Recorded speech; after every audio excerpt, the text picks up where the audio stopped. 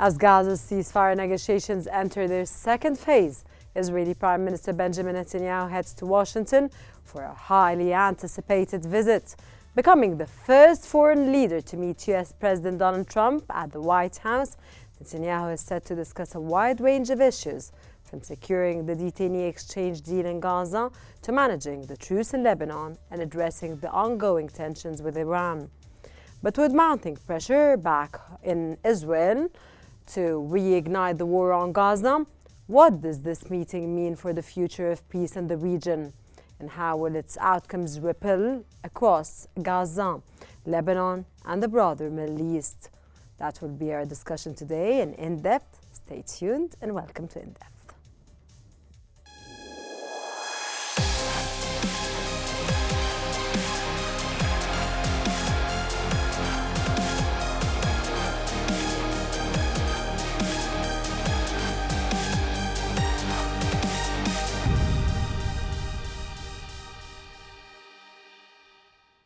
Israeli Prime Minister Benjamin Netanyahu has headed to Washington for high-stake meetings this week with U.S. President Donald Trump and senior administration officials at a pivotal moment for the Middle East. The New York Times reported that the President Trump has made it clear he wants to end the wars in the Middle East. Netanyahu, on the other side,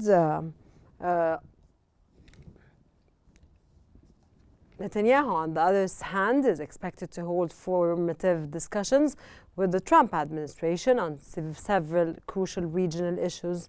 And before meeting with Steve Witkoff, Trump's Middle East envoy, negotiations for the second phase of the Gaza ceasefire deal are set to begin this Monday, ahead of Netanyahu's meeting with Trump on Tuesday.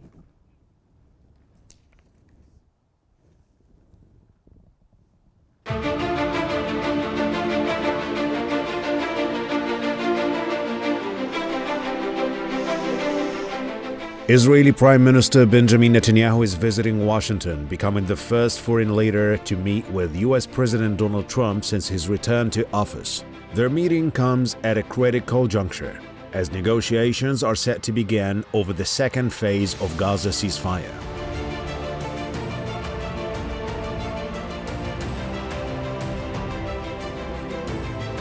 Speaking at Ben Gurion Airport before his departure, Netanyahu described his meeting with Trump as a testament of the strength of Israeli-American alliance. He emphasized that discussions would focus on ending the war in Gaza, ensuring Israel's security, and expanding regional peace efforts. The White House talks take place amid growing pressure on Netanyahu from far-right coalition partners to resume military operations once the first phase of the ceasefire ends. However, the Israeli leader has signaled his readiness to negotiate the next phase, which began on January 19th, his office confirmed on Saturday.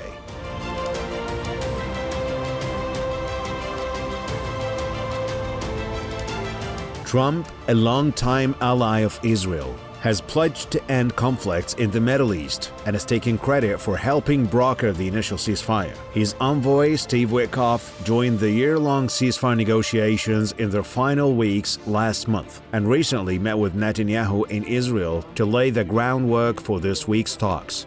As Netanyahu prepares for the upcoming discussions, families of detainees are urging him to resist pressure from his far-right allies and prioritize both the ceasefire and the detainee release agreement. The key question remains, will the highly anticipated U.S.-Israeli meeting pave the way for lasting peace, or will it further complicate the situation?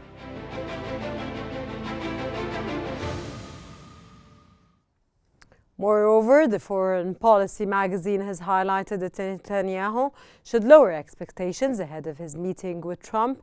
Despite a likely positive atmosphere, mistrust lingers between Trump and Netanyahu. Foreign Policy added that both leaders, however, need each other.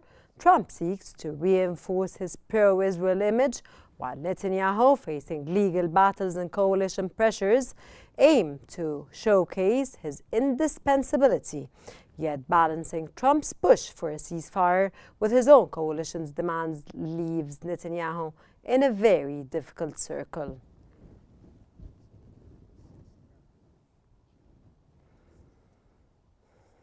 Delving more into the highly anticipated Netanyahu-Trump's visit, joining us from Cairo is Dr. Mohammed Osman, an international relations specialist, and from New York, Ahmed Maharim, writer and political analyst. A very warm welcome to both our guests and Mr. Maharim. We start off with asking you, what does the upcoming Netanyahu's meeting with Trump mean for the current U.S.-Israeli relations as they evolve under different administrations? Well, after regards, it is not the first time it happened with any new election, a new upcoming president to the White House. The first visit used to be addressed to the Prime Minister of Israel, and Benjamin Netanyahu have achieved, this is the second visit, I think, to the second period of Trump in White House. As a first foreign leader to be invited to the White House, I think both sides, Trump from one side as America, Benjamin Netanyahu from the other side as Israel, both, I think they have big, huge, important agenda to stress in how important the strategy and ally relationship between both countries. So many points will be discussed at that very sensitive time. I think from Benjamin Netanyahu, he would like to guarantee a kind of green line from discussing what is the future of Gaza, what is the future of the Middle East, how, Iran will be coming on the agenda. But I think most of the leaders in the Middle East are keen interest to know what kind of discussions and what results of upcoming decision between both sides, especially the kind of threat Trump has announced for the couple of days later, that he insists about the displace of the Palestinians. They have to be removed from, Gaza. Some of them have to go to Jordan. Mr. Harim, don't you think that the second phase of the ceasefire, which everybody now is monitoring closely and very worried about how it's going to be implemented, whether it's going to be implemented or not, is on the top priorities of this meeting? Absolutely, yes, because there is a fear that Benjamin Netanyahu seems like he is going to try, as usual, going around the meaning of words and maybe putting America and other leaders in the country, especially Qatar, Egypt, Jordan, in a very critical position. I think he would like to do what he would like to do. He would like to guarantee that he can succeed to get off all detainees from the Hamas side. And after that, I think he would like somehow to continue doing what he is doing. He does not believe on ceasefire. He would like to continue. But that's a very crucial question, I think, from the American administration. And Trump would like to stop the war. He has to discuss more ideas about what is the future of the Middle East, what is the future of Hamas, and how he can guarantee that a very important country in the region like Saudi Arabia to have a further step and go with the deal of peace negotiation with Israel. Okay, Mr. Osman, welcome to the program, sir. What are the primary objectives of Netanyahu's upcoming meeting with U.S. President Donald Trump, sir? Thank you for having me, Rana. Greetings to you and to your honorable guests.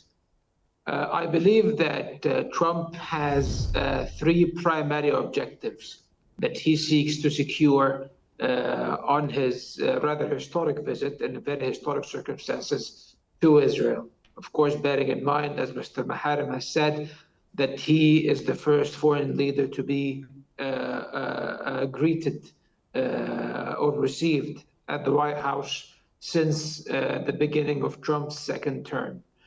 So the first thing that he would like is to secure, my opinion, U.S. support and endorsement for a potential resumption of the war after the expiration of the first and maybe the second phases of the ceasefire agreement, meaning that if Israel elects to to continue its war on Gaza and break the current long-term ceasefire arrangements, that they will have U.S. backing, and this was evident today. Sir, is this possible? Sorry to interrupt you, but is this possible that the ceasefire is jeopardized? The second phase of the ceasefire is jeopardized?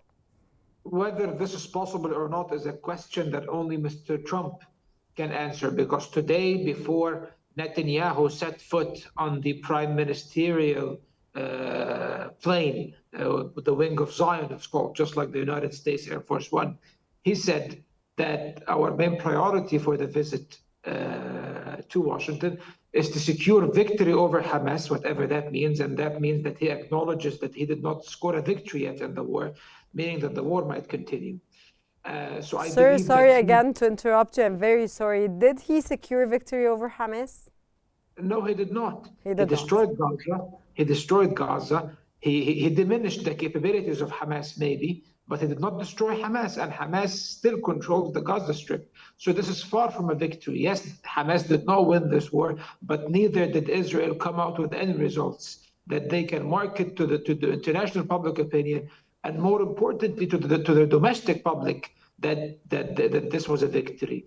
The second objective, and he said it literally, he said that was to crush Iran, whatever that means. So that means he wants the Trump administration to apply more pressure on Iran in order to further decrease their influence in the region and end their nuclear threat, or what they perceive as their nuclear threat. Whether this will happen through sanctions or through an Israeli action and a military action endorsed by the Trump administration, this is something that Netanyahu would definitely raise with Donald Trump. And third, and most importantly for Netanyahu, is to secure American support for his own government and his own power as an Israeli politician, meaning that he wants to be endorsed, that he wants to be the U.S. nominee as an Israeli prime minister. He wants to tell his audience and his domestic public opinion that I am endorsed and supported by the United States. The Biden administration did not endorse or support me. They clearly did not like me, and they preferred someone like Benny Gantz, for example, and other members of the opposition. However, this administration is totally on board of a Likud far-right coalition governing Israel, led by Benjamin Netanyahu. So this is one of the third objective, in my opinion. And this sums up Dr. Mohammed, your narrative and your take, sir, on this visit. Me? Yes, your take, sir, on this visit and the outcome of the visit. And okay. Yeah, the outcome will most likely he will gain support on certain things. He will gain personal support. I think that's a given, at least on the short term. I think he will gain support on that the United States will be willing to exert way more pressure on Iran through more sanctions. However, I do not think that they will be open, at least at the moment, for military action against Iran. And as for the Gaza ceasefire, I think Trump would be keen to maintain the Gaza ceasefire until at least all the detainees are released, and they will not agree to any propositions by Netanyahu's government to immediately resume the war in the next couple of weeks. I think the Trump administration would like to see at least the first two phases of the agreement achieved before Netanyahu can resume any military actions inside Gaza, if any. Maybe even Trump will not accept any more military action, who knows? Mr. Maharem, what specific assurances is Netanyahu seeking from Trump regarding the United States foreign aid to Israel, sir? Well, I think Netanyahu has different objectives. First of all, he would like to guarantee, as usual, military, politically, financial support from America, as he used to do, and he will do that. I mean, Trump will give him all the support. Secondly, I think Trump doesn't want any kind of war to be in the area in the Middle East, and he would like to have a proper solution with the help of good allies in the area. Mr. Maharem, how can Trump does not want a war in the Middle East, and he doesn't want war in however, he wants displacement of the Palestinians to Egypt and to Jordan, and this is his own words and claims. It's not mine. Well, the conflict has difficulties between different opinions. I mean, Trump from one side would like to bless Israel and give them what they would like to do. I think both Israel and America does not believe in the future of a Palestinian state. Unfortunately, this is fact. But on the other side, from Trump's point, he doesn't want to lose his good relation with good allies in the areas more than 80 years, Gulf states, Egypt, Qatar, and so on, Jordan. I think the difficulty is how a kind of compromise can, the test of happened for the last few days about the rejection from Jordan, Egypt, and the other Arab countries in the region about what the statement of Trump about the Palestinian, where they're supposed to go in the future. I think that was a kind of a test balloon to see what is the reaction of the Arab and the Middle East countries. Maybe Trump will go around in another kind of ideas with Benjamin Netanyahu. This is not the right time to talk about that. Let us go further for other steps, maybe to show the international world that how America is pure interest to find a proper solution to that conflict. And meanwhile, to give a time to Benjamin Netanyahu to see what will happen in the future. The word victory, Palestinian and Hamas, they talk about victory, while Israeli and Benjamin Netanyahu is talking about victory. So what is the proper meaning of that victory? Who win actually at the end of the day? We heard today, of course, Israeli citizens sending a message to Donald Trump saying, please don't let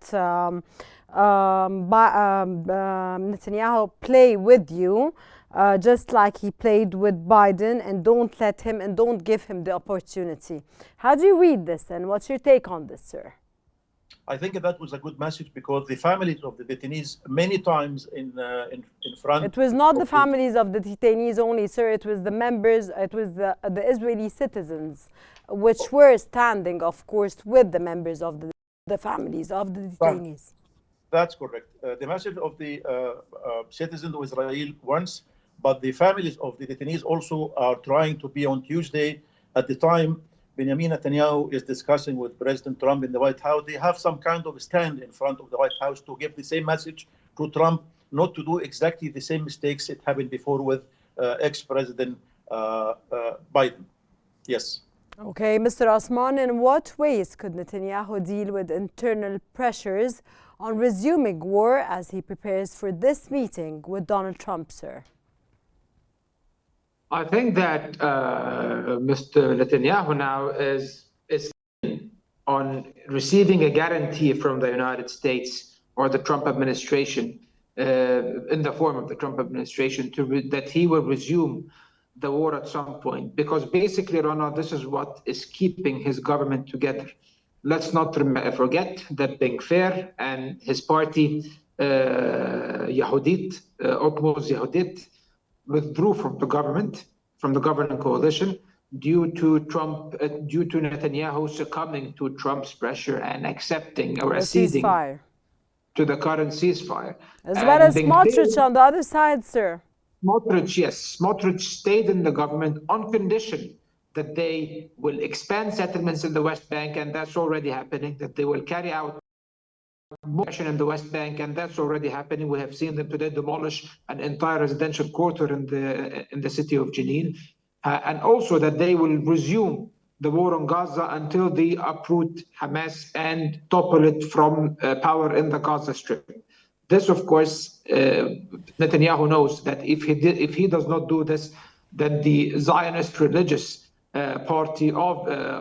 religious nationalist party of Smotrich will also withdraw from the government, and then the Netanyahu's government will definitely collapse, and Netanyahu will be out of power, and then he will have to go on trial for so many crimes he has committed. He is facing corruption charges, and he is also facing internal accountability due to the spectacular failure that Israel has witnessed, the security failure on October 7th, which led to the death of over 1,200 Israelis, many of them civilians.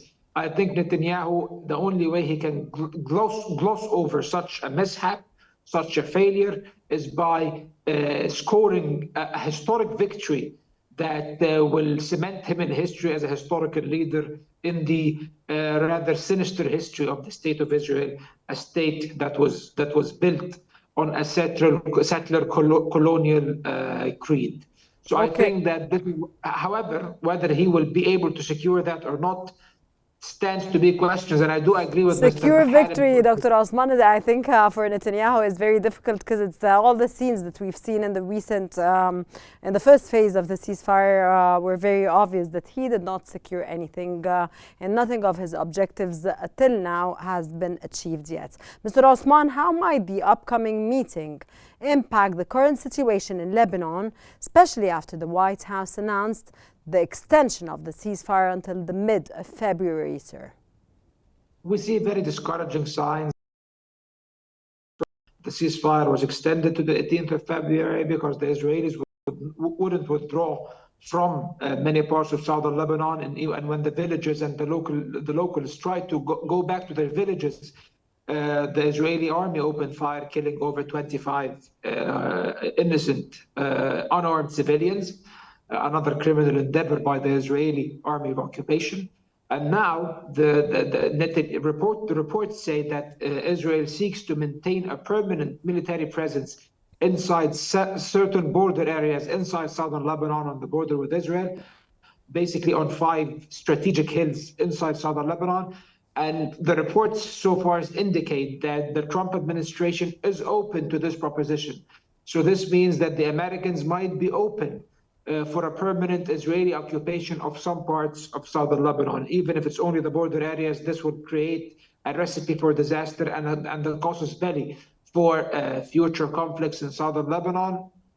And it seems that that Netanyahu, one of his objectives also, will be to secure U.S. endorsement and support of this issue. It seems that the U.S. That at least certain circles within the United States decision-making circles do agree with Netanyahu's propositions.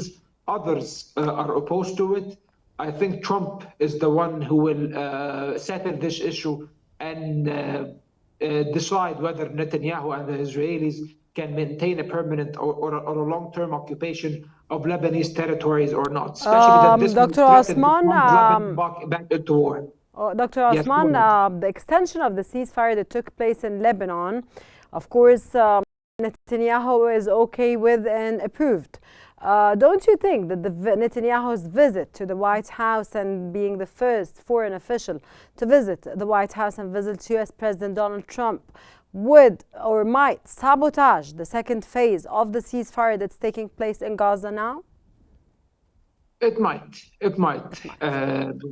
That's not a given. However, it's very possible because Trump is very malleable and is very easily influenced by someone like Netanyahu.